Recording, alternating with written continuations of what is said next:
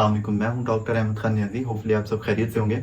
आज हम इस वीडियो के अंदर डिस्कस करेंगे कि अगर आपको मैदे के अंदर एसिडिटी का इशू आ रहा है, यानी कि मैदे के अंदर स्टमक के अंदर आपको तेज़ाबियत ज़्यादा फील हो रही है या आपके मैदे के अंदर तेज़ाबियत ज़्यादा बनी हुई है, तो इसके हल के लिए आज इस वीडियो के अंदर बात करेंगे। अगर आपको मैदे के अंदर बर्निंग का एहसास रहता है, कुछ मिसाल आप तेज़ खाते हैं या जो खुराक वाली नाली है इसके अंदर आपको फील सा होता है कि जलन सी हो रही है मिर्च मसाला तेज़ खाने से, या मुंह के अंदर आपको छाले से महसूस होते हैं कि कभी ज़ुबान के ऊपर आपको आसपास कहीं छाला महसूस हो रहा है, कभी मसूड़ों के ऊपर बन जाता है, कभी फिर खुद से ठीक हो जाता है। तो अगर आपकी एसिडिटी बढ़ी हुई है या फिर आप एच पायलोरिया जो कि गंदे पानी का एक जरासीम है जो कि आपके आंतों के अंदर मौजूद रहता है, आप इसका टेस्ट करवाते हैं तो आपका एच पायलोरिया जो है वो अगर पॉजिटिव आ रहा है, तो इस हवाले से आज हम इस वीडियो के अंदर बात करेंगे। एक निहायत ही आसान सी होम रेमेडी आपके साथ शेयर करूंगा जो कि किचन आइटम पे मुश्तमिल है, यानी कि किचन के अंदर ये तमाम चीज़ें बआसानी आपको मिल जाती हैं। तो आपने सिंपली करना क्या है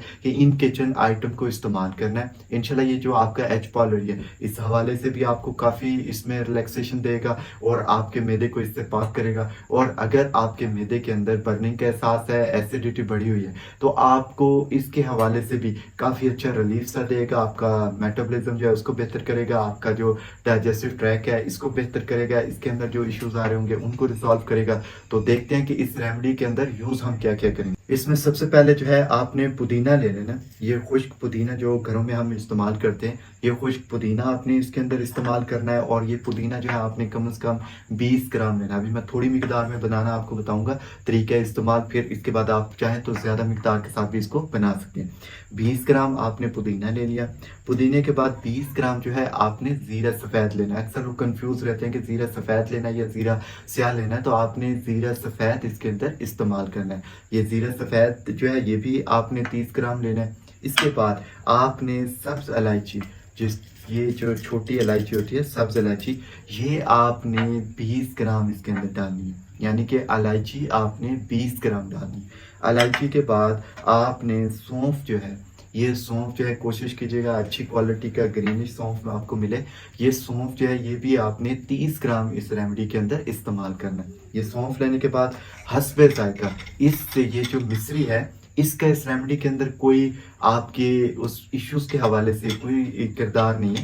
ये सिर्फ आपने टेस्ट के लिए इसके अंदर डालनी है ताकि आप इसको बआसानी इनटेक कर सकें। घर में अगर कोई बच्चे या बच्चियां तो वो इसको बआसानी खा सकें, तो उसके लिए हस्बे जायका आपने इसके अंदर 10 ग्राम या 20 ग्राम मिश्री डाल देनी। अब इन तमाम चीज़ों को आपने अच्छी तरह ग्राइंड कर लेना है। ग्राइंड करके पीस के जब ये सफूफ सा बन जाएगा तो ये कुछ इस तरह की हालत जो है इख्तियार करेगा। मैंने टाइम की बचत के लिए कुछ पहले से ही ऑलरेडी इसको बना के रखा हुआ है।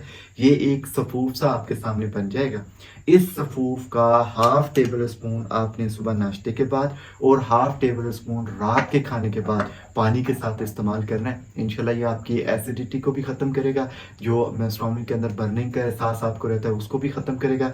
जिन अफराद को भूख नहीं लगती तो ये उसके लिए भी काफ़ी इफेक्टिव है। ये इंशाल्लाह आपका जो हाजमा है इसको भी बेहतर करता है, और आपका कॉन्स्टिपेशन का अगर इशू है तो उसको भी रिजॉल्व करेगा, और आपकी भूख लगने की जो सकत है इसको बढ़ाएगा। और इसके साथ साथ अगर आपको एच पायलोरिया जैसे हमने डिस्कस किया है, अगर आप टेस्ट करवाते हो और आपको पॉजिटिव आए तो इंशाल्लाह ये उसमें आपको काफ़ी हेल्पफुल होगा और आपका ये इशू जो है हमेशा के लिए रिजॉल्व करेगा। तो इसको इस्तेमाल कीजिए, फीडबैक ज़रूर बताइएगा कमेंट सेक्शन में। अपना बहुत सारा ख्याल रखिएगा। Thank you so much. Allah हाफिज़।